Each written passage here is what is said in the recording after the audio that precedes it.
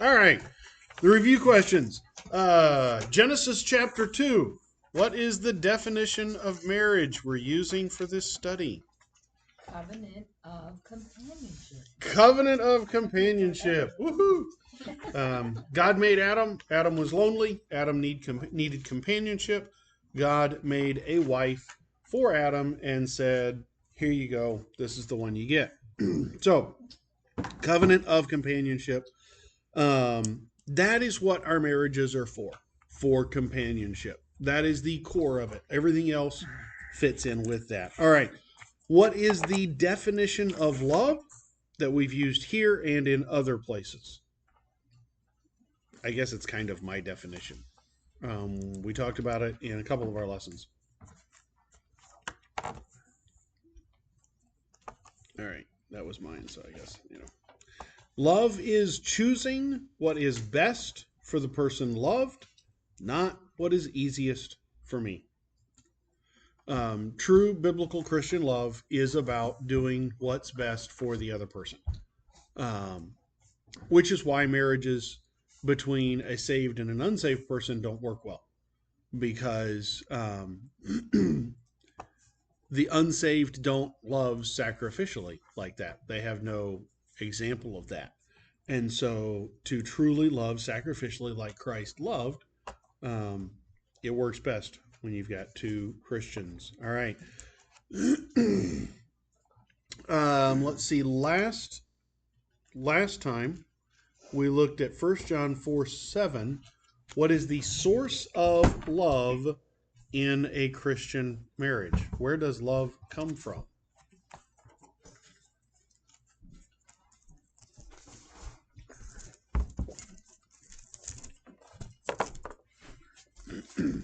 Yes, you can look it up. Go ahead.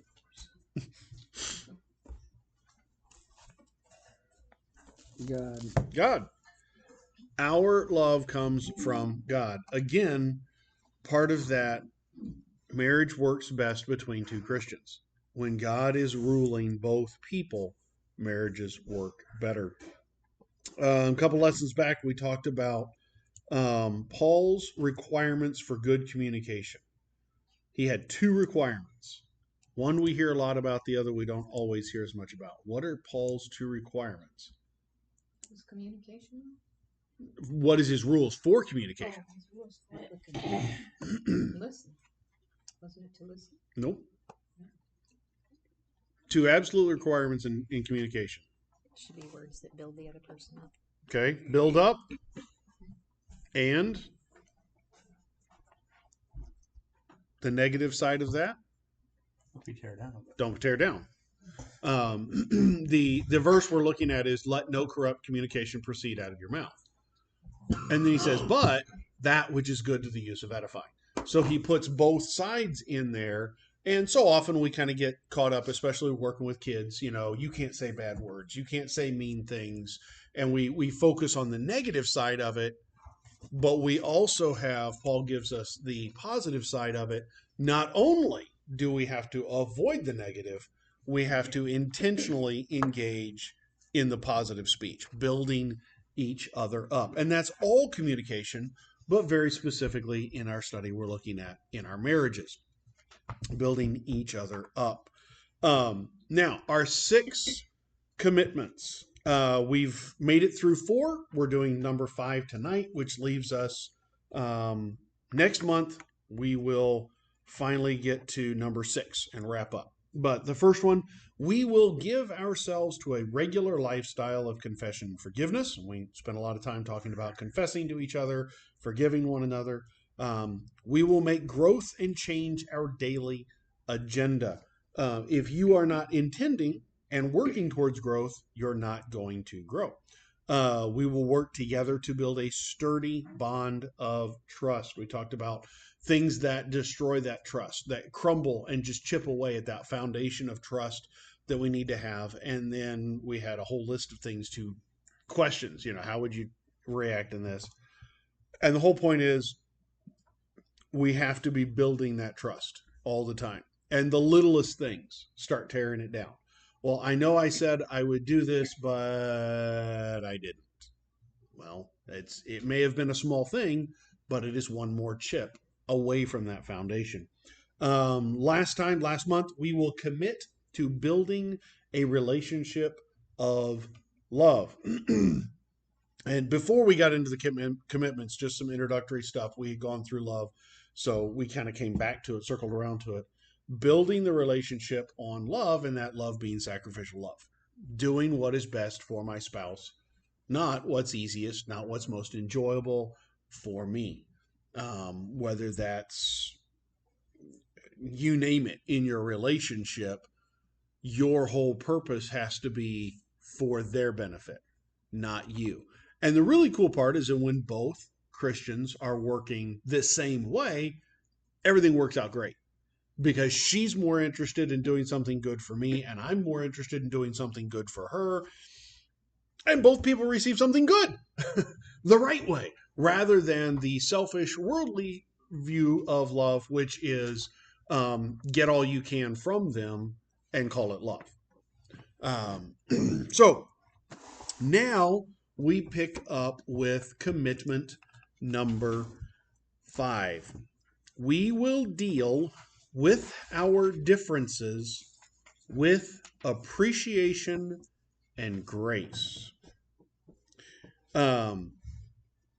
We've all heard, and we say it a lot, opposites attract.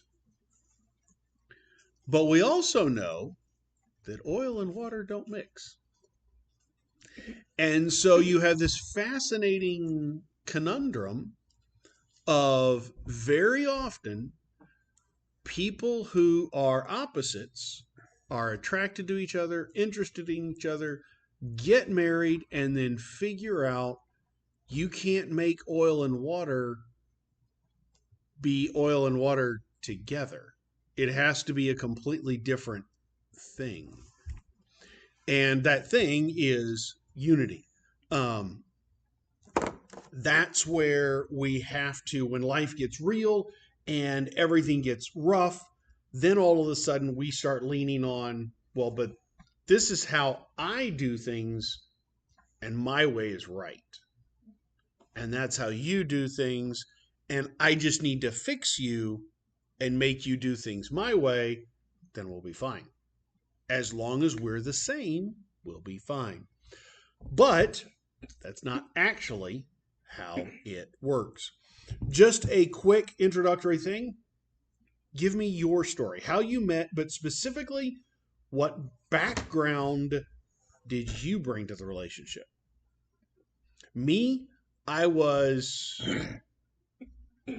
and I are not as opposite as some people, but I was a farm kid who had a fairly, most people would consider it, very conservative religious background.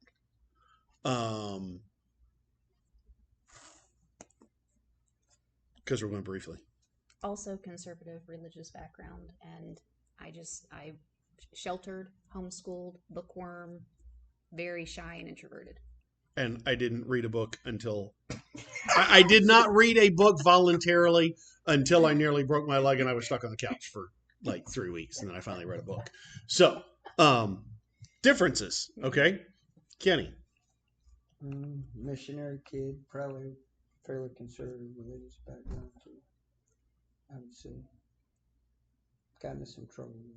Okay. Troublemaker. Okay. Not troublemaker, I just got into trouble. I didn't start. Didn't look for it. Okay. No. Found you. Conservative also. Christian school's a little more sheltered, introvert, like you. Yeah. Okay.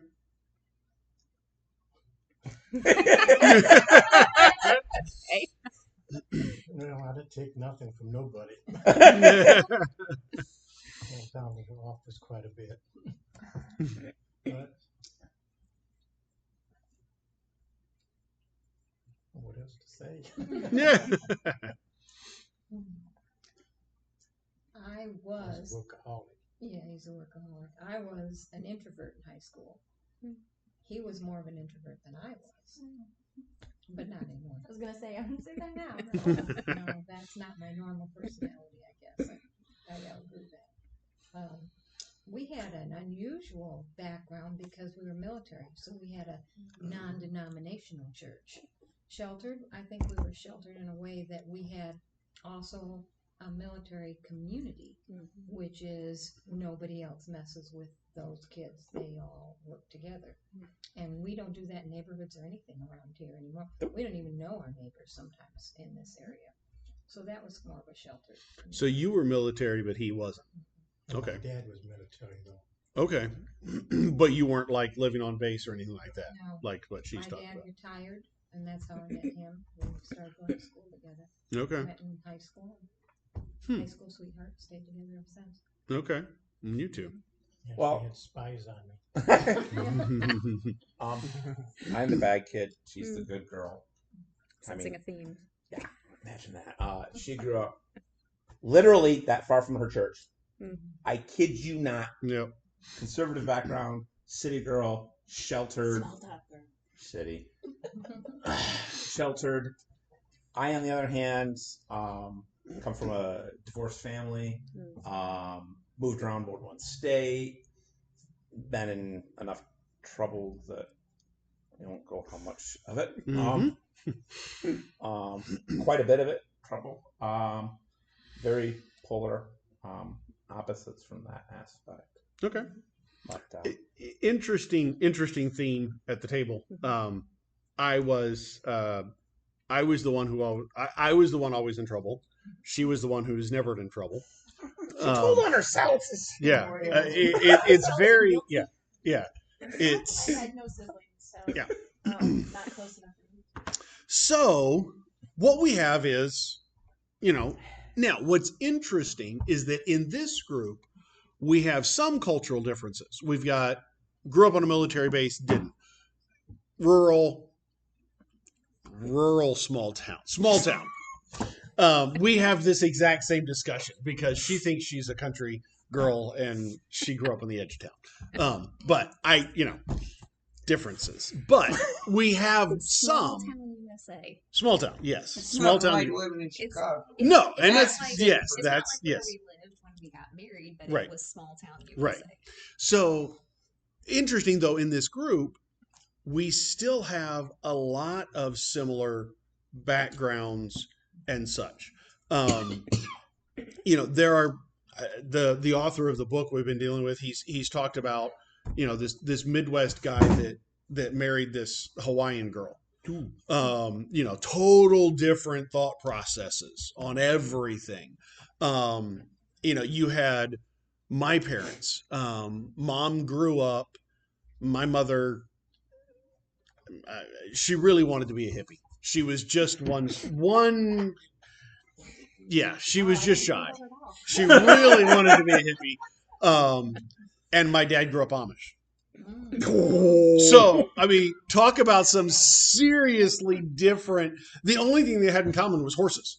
They both loved horses, So, yeah. So, but in our group, we've got a lot of similarities, but some differences. The question then is understanding those differences. Now, the question I put in here, this is more of a think about it, not necessarily answer it.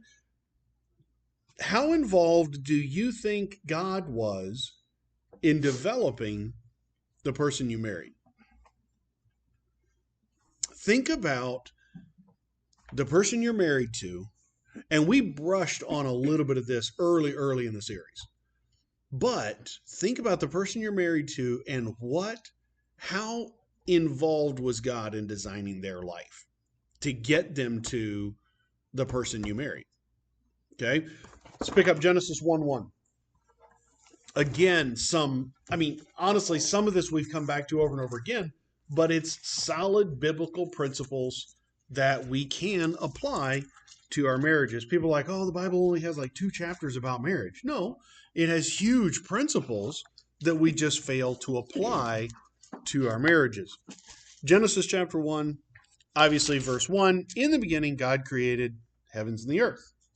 Okay, verse 27, God created man in his own image. In the image of God, he created him, male and female. He created them. Guess what John 1:3 says? I thought maybe somebody quote it for me real quick. No. Okay. Yeah, John 1:3. Okay, I had to be able to find John. It's the one right before Acts, isn't it? It's the one right after Luke. Okay, Yep. after Luke, that's how I know. I keep going from Luke to Acts to Luke to Acts to Luke to Acts. John, there it is. John chapter 1, verse 3. All things were made through him, and without him was not anything made that was made. What did God make? Everything. Everything. And the next question that falls with that, how creative was God in making everything? Duckbill platypus. Exactly. I mean, Elephant. Anteater. Anteaters. yeah, there you go. Yeah. I was thinking butterflies. Butterflies. Okay. Look at the varieties. Yes, Well, they're very complicated too. they are. Turning from a metamorphosis, is that? Yep. Yeah, Yep. that's amazing. And Things technically, the bumblebee can't fly. Yeah. Yeah. I'll The let bumblebee that- has no aerodynamics to fly. Yeah. The air. Yeah. What, according to research, they say Yeah. it shouldn't Oh, yeah. be able to. Yeah. It says Yep. no way this thing should fly. Guess God Yep. proved them wrong. Yep. Yep. Again. The fire. Yeah. Lightning bugs, fireflies. Yeah. It is a nuclear chemical reaction. If wrong, it will cause a nuclear explosion. If mixed wrong, that it is an actual nuclear reaction But going it all on. happened Yeah. Oh, yeah.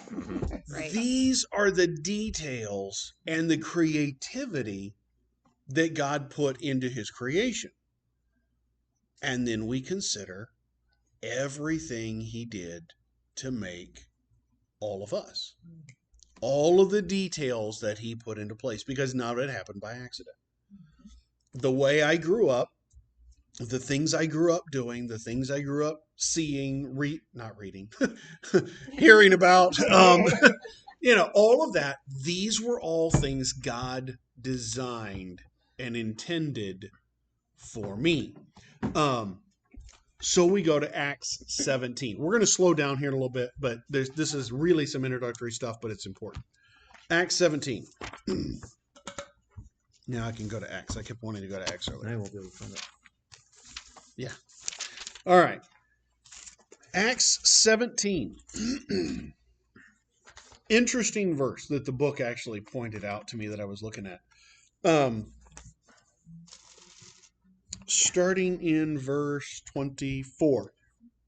The God who made the world and everything in it, being Lord of heaven and earth, does not live in temples made by man, nor is he served by human hands, as though he needed anything, since he himself gives to all mankind life and breath and everything.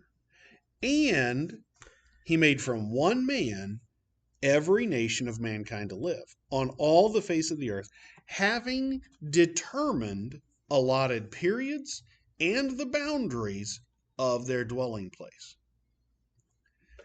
You think about that last phrase, the allotted periods and the boundaries of their dwelling place. God picked every military base you were going to live on. God picked the states that you bounced around to. From New Zealand to, Virginia? To here. God picked those boundaries, those places.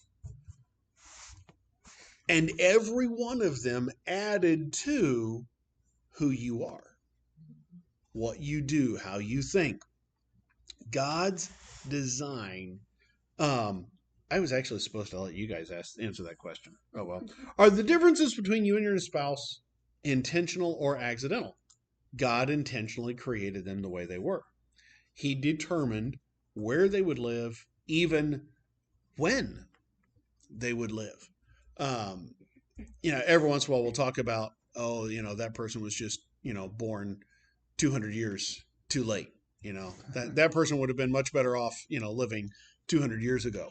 And there are times when, if I could take things like ibuprofen and Excedrin with me, I could go for living a couple hundred years ago. But I would want to take at least those two with me. Probably Crestor too, but anyhow. Um, uh, God designed who and when and where. Um, I think you guys have heard our meetup story where we first met. Um, Really a truly fun and bizarre event. I was telling a friend of mine how my grandfather met my grandmother the first time. He was U.S. Army, walked into a diner in Biloxi, Mississippi with his buddy, um, pokes his buddy in the ribs, points at a girl and says, "See that girl over there? I'm going to marry that girl." Well, the interesting part, she was already engaged to somebody else. When it was all said and done, he married her before it was all done. I was telling this to a good friend of mine at Bob Jones Summer School with the volleyball courts. And we were back at the volleyball courts, and long story as to how that was all working. But anyhow, he's like, "What are you talking about?" I'm like, "This." And I poked him in the ribs, and I pointed at Heather, and I said, "You see that girl over there? I'm going to marry that girl." Okay. The timing and the details to put me and my friend in that exact position while she was walking out of her dorm headed to the volleyball court. The precise timing that God put together right there is amazing. And God did that in some fashion with all of you too. He said, "I'm going to have your dad retire so that you go to the same high school and you're going to meet here.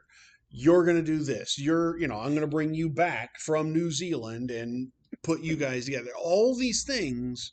I think you guys were camp, if I remember enough of the story. All of these things that God planned out the timing. And when you think about it, would you pick, if you were God and you were designing it in our natural tendency, I would say, all right, so I've got a son. He does this. If I could find a wife for him that was really basically the same and had the same ideas on stuff, that'd make everything easier, and that's who I'd pick. And that's not what God does. Why? Why does God put us together with people that are so different? To complete us. Okay, to complete us. Can you expand on that? You've got the right word. Where I'm lacking, Okay. she picks up. Okay, she picks up. It's growth. There is no other Christian, I just lost the term. Entity is not the right word. Institution, that's what I was looking for. There is no other Christian institution that you spend more time in than you do in your marriage. You are married 24/7. And that is an institution by God that he can use to improve you, to train you, to teach you. And whether that is your spouse coming to you and teaching you something, or God teaching you something by how you help your spouse or react to your spouse or whatever. One of those things, and all of that understood, is where he comes down to this commitment. We will deal with our differences with appreciation and grace. That's the commitment we have to go into this with, because it's easy to look at your spouse and when everything gets hard, to resent those differences. If you were just more like me, we'd have got here on time. If you were just more like me, that would have gotten done instead of not gotten done. If you were more like me, this, whatever, you name it. And God says, nope, I'm going to put you with somebody who is different so that you can both grow. And we have to appreciate those differences. One caveat: this does not apply to sinful practices. We do not go into marriage appreciating and pandering to the sinful practices of each other. That goes back to the lesson on confession and forgiveness. If your spouse is sinning against you, you need to confront, and they need to confess, and then you need to forgive, and you both need to grow. What gets hard is when we're so convinced we're right that we're convinced they're in sin because they're not just like me. That's easy to do. And that's when we have to stop and really look at it and weigh it out.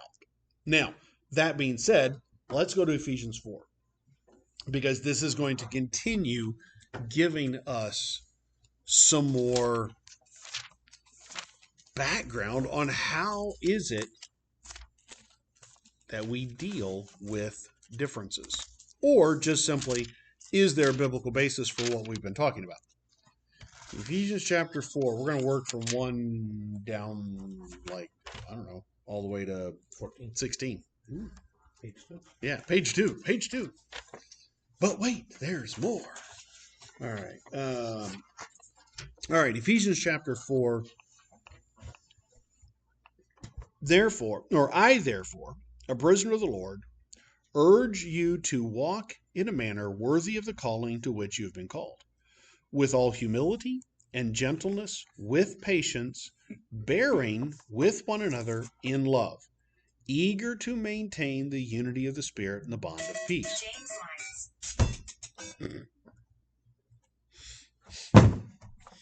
Alrighty, that was recorded for all of history. Mario. All right, after that brief Mario interruption, we will continue. Ephesians chapter 4. Now, in this, I don't remember if I asked this as a specific question or not. In this passage, is Paul speaking? Who is Paul speaking to? Who is he writing this letter to? The church at Ephesus. A church. The church at Ephesus. An entire church. Okay, so yes, the exact context of this letter and of these instructions are in a church context, not specifically a marriage context, but they are biblical principles for dealing with diversity.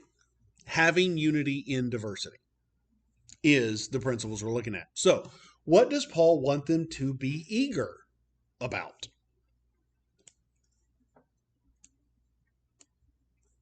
Maintaining unity. Eager to maintain the unity of the Spirit in the bond of peace. Our Wednesday night made the difference, made the statement, the difference between eager and anxious, and we need to be eager about these things, not anxious about them. There's a difference. Anyhow, eager to maintain that unity. That is how we should be approaching our relationships in the church. And obviously then it is how we should be approaching our relationships in our marriage. Okay? Eager to maintain unity.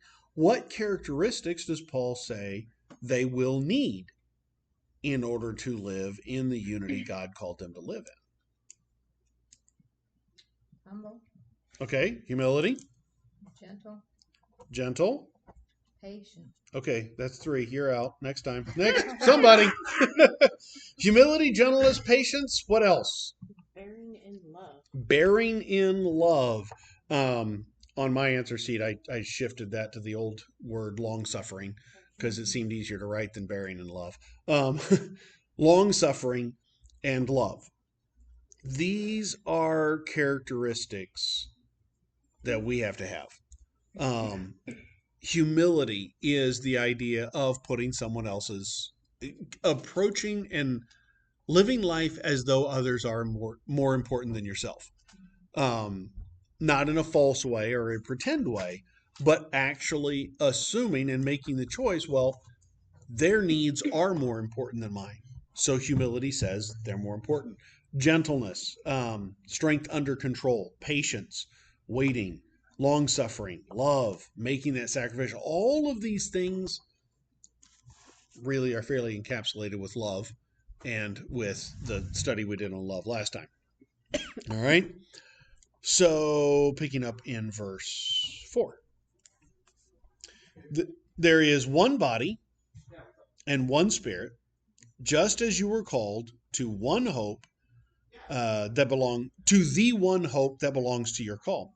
One Lord, one faith, one baptism, one God and Father of all, who is over all and through all and in all. Okay? So we've talked about the fact that we're not identical people, but what should be identical in all Christians, or what should be the common denominator among all Christians?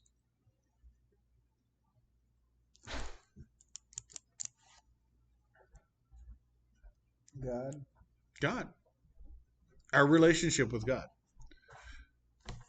Again, talking in a church context, we are going to accomplish more as Christians working together in our church if we have one God, one faith, one Spirit, one God and Father of all. If that has to be the thing that's identical. In your marriage, in order for it to work correctly, you're both going to have to be serving the same God. Same as in a church. Somebody comes to me and says, I want to be a member of your church. Great. Let's sit down and the first question is, so why don't you tell me about your salvation experience and how you got saved? Because if you're not saved, you're not a member of the church. We need to work on that part first. One God, one faith. That's the one part we have to be identical in. After that, we get to verse 7. But, so all of these one this, one that, all that together. But grace was given to each one of us according to the measure of Christ's gift. Therefore, it says, when he ascended on high, he led a host of captives and gave gifts to men. In saying he ascended, what does it mean but that he also descended into lower regions of the earth? He who descended is the one who also ascended far above the heavens, that he might fill all things. 9 and 10 are parenthetical, talking about the gifts. We get to 11, though. He gave the apostles, the prophets, the evangelists, shepherds, and teachers. And I'm supposed to stop there. Yep, got to stop. All right. So, standard definition we always use. What is grace? God's riches at Christ's expense. Okay. Getting what we don't deserve. Getting what we don't deserve. Useful textbook, but still misses the fact that we receive it. So, getting what we don't deserve, getting God's riches because Jesus died on the cross for us. Okay? Now, grace actually applies to other things too, not just salvation. Because it was the grace of God who gave what good gifts, it gave these gifts. What good gifts did Jesus give to his church?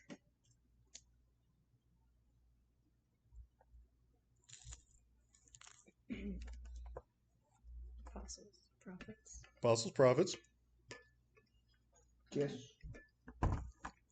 Like spiritual gifts. Okay. Specifically here in this verse, he lists apostles, prophets, evangelists, shepherds, and teachers. Okay. Do all of those gifts, do all of those leaders function the same way and do the same things? No. That's why we call it a diversity of gifts. The church needs more than just a pastor teacher. They need evangelists. They need prophets. The prophet thing people freak out about. There's a different way to approach that, but that's another story. Today is not the day for that. Different gifts need to be involved in the church. If all you have is a pastor teacher, he's going to be stretched thin trying to fill other roles that he's not prepared to fill. Okay. Now,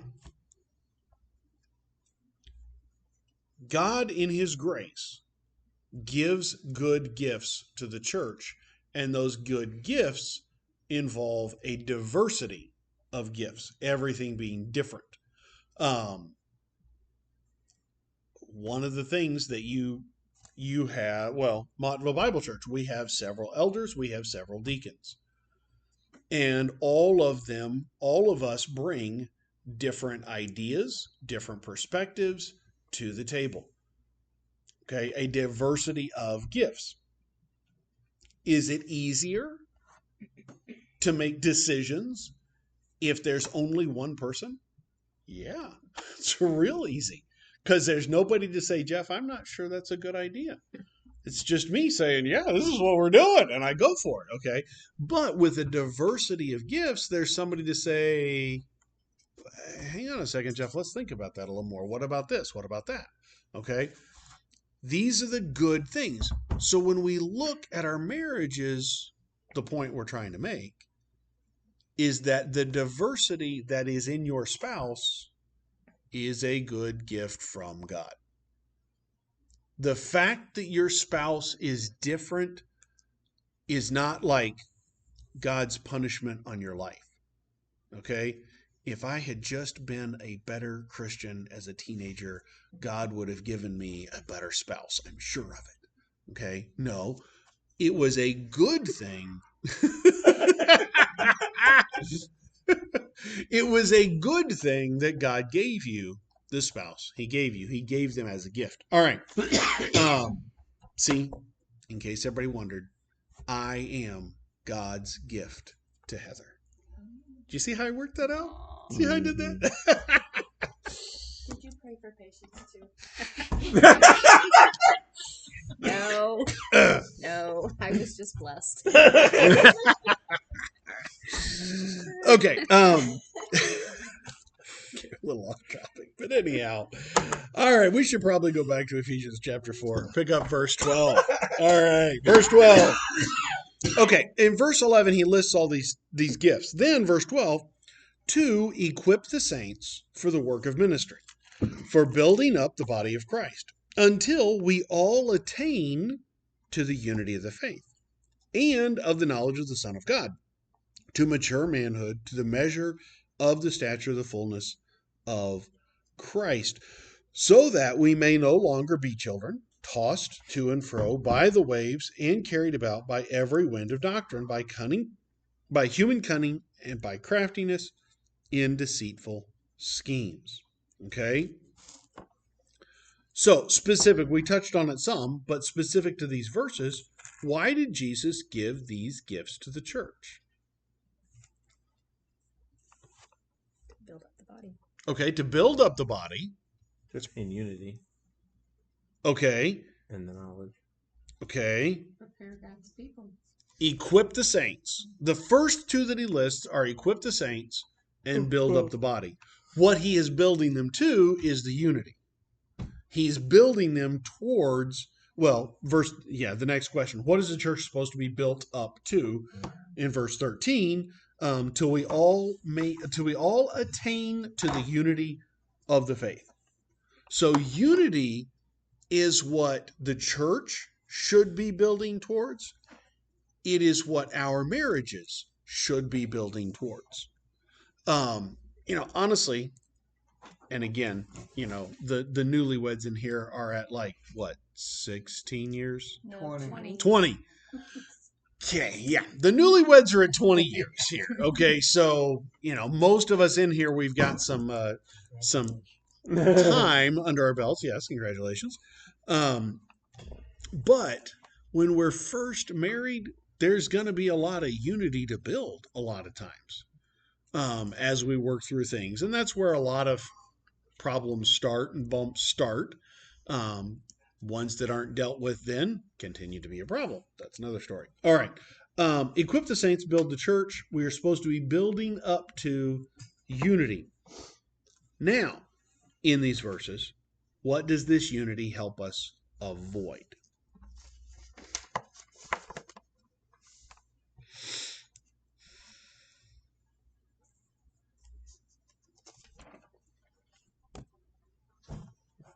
1:14, it helps us to be tossed to and fro from the ways, being carried about by every wind of doctrine. So that would be, it helps us stay on the straight and narrow. Okay. Avoid instability. Yeah. Okay.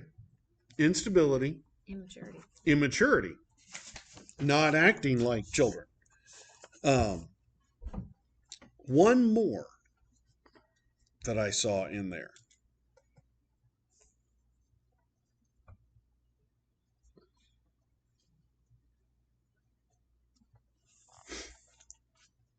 Okay. Tossed to and fro by the waves and carried about by every wind of doctrine, by human cunning, by craftiness in deceitful schemes.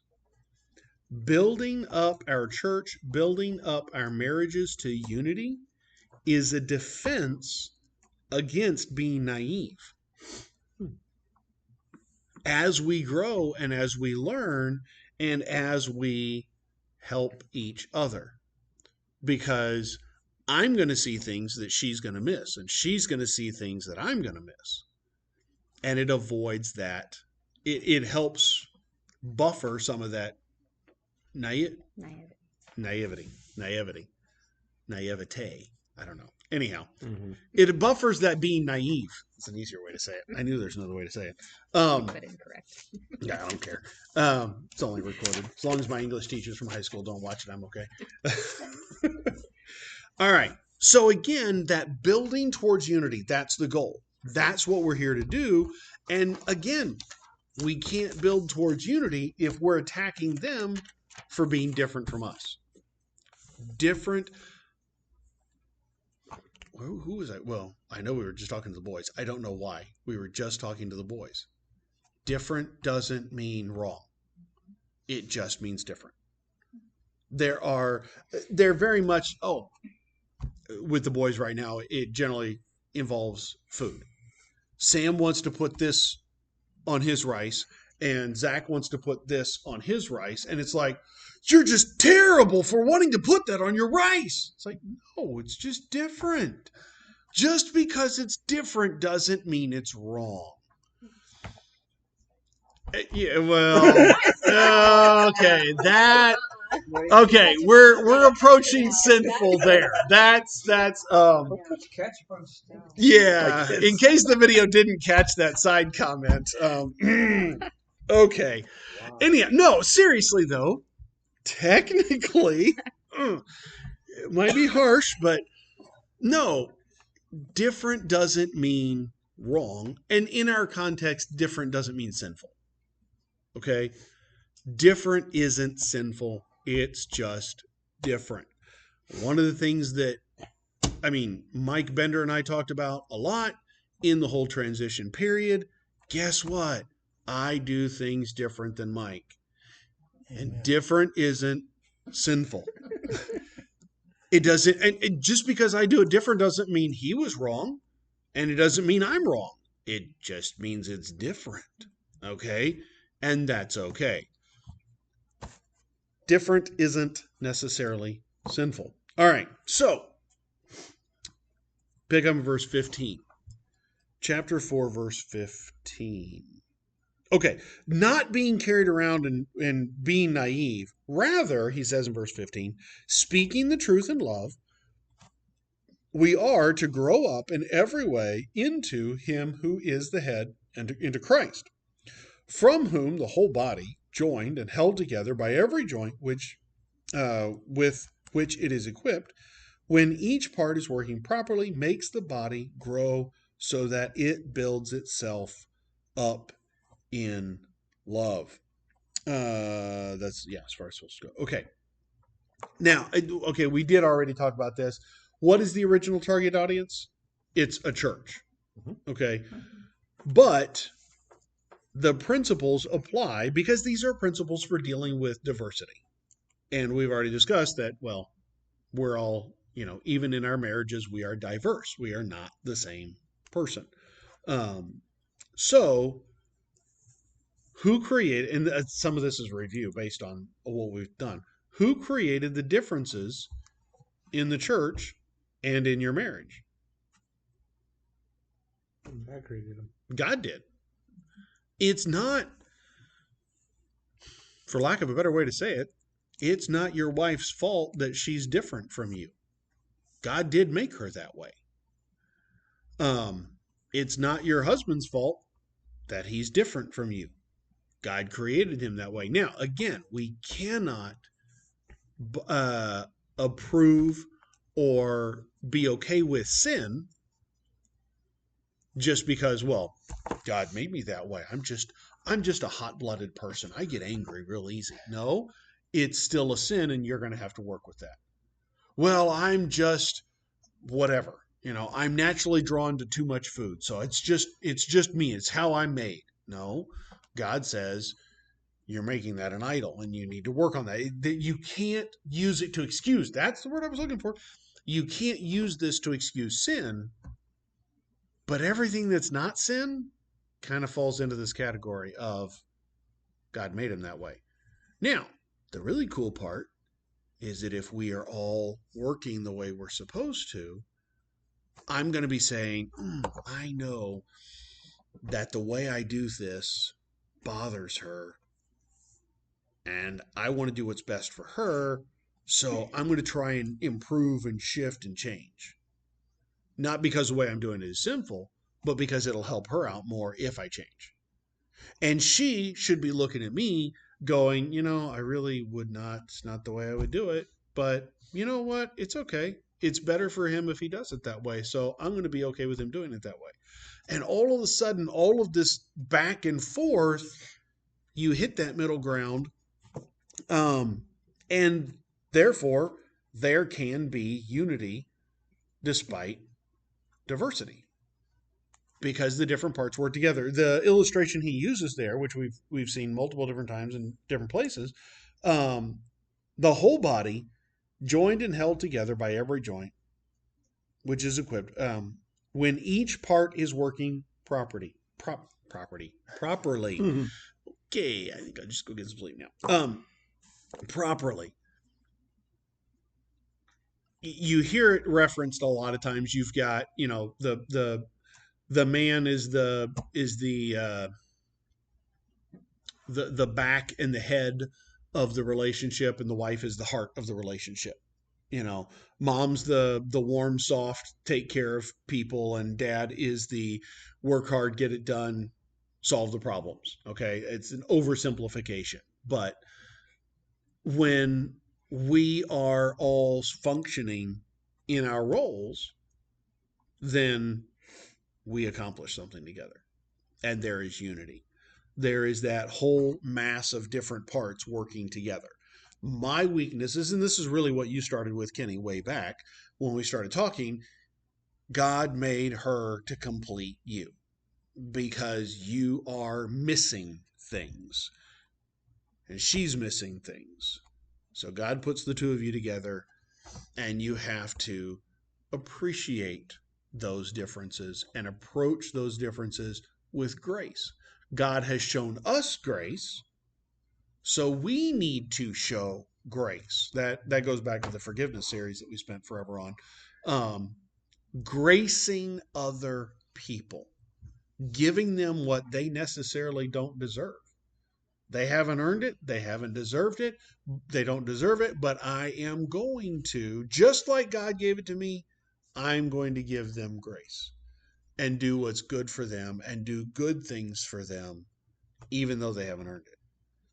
And part of that in unity, in dealing with diversity, is I'm going to put up with, I don't know, the way she doesn't tuck the philodendron back up into the pot.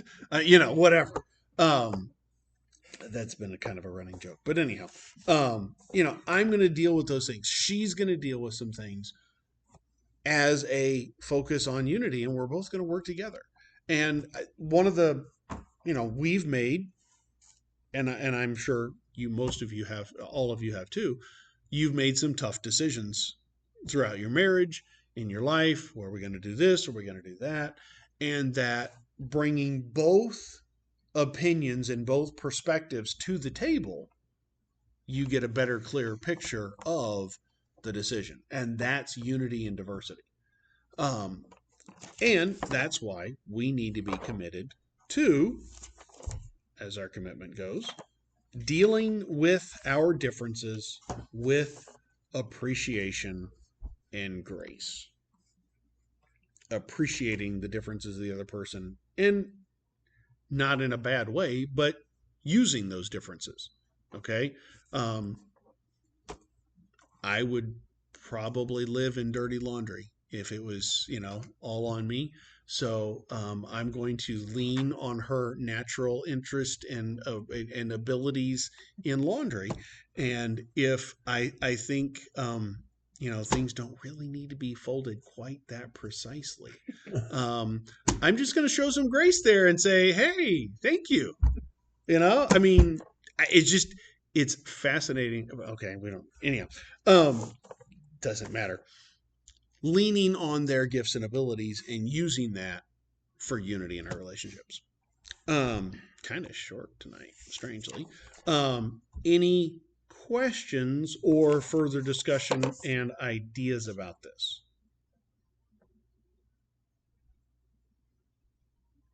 Okay, let's go with. I think what we've done is just the main thing is staying in God's word, both of us. Staying in God's word, and we say supposed to be equally yoked. Mm-hmm. And the man should be at the head of the household. Which I was working a lot, which she was ahead when I'm gone. But if we had issues, a lot of the stuff, I just let her make the call on it. But we always talked it over, and then I made the final call on some, big ticket items. If it's something for the house, I let her take care of it. She done it, but I never come back and complain about it. And that's leaning on each other's strengths, Yeah. letting them take care of things that they need to, and then knowing your role and fitting those roles and doing your job, being that part of the body to work together. Good stuff. Any questions about any of this? All right. Tell you what, I'm going to close in prayer. We'll shut the video off, and then if there's more discussion we want to do with the video off, we might be more comfortable with that. All right. Heavenly Father, Lord, we love you, and thank you so much for creating diversity in our marriages and teaching us unity this way. We love you, Lord. We thank you for your word. It tells us how to do this. So we just stop and say thank you for that. God, I ask for help and strength to continue doing this and doing it your way. We love you, Lord. We ask this in your name. Amen. Okay, so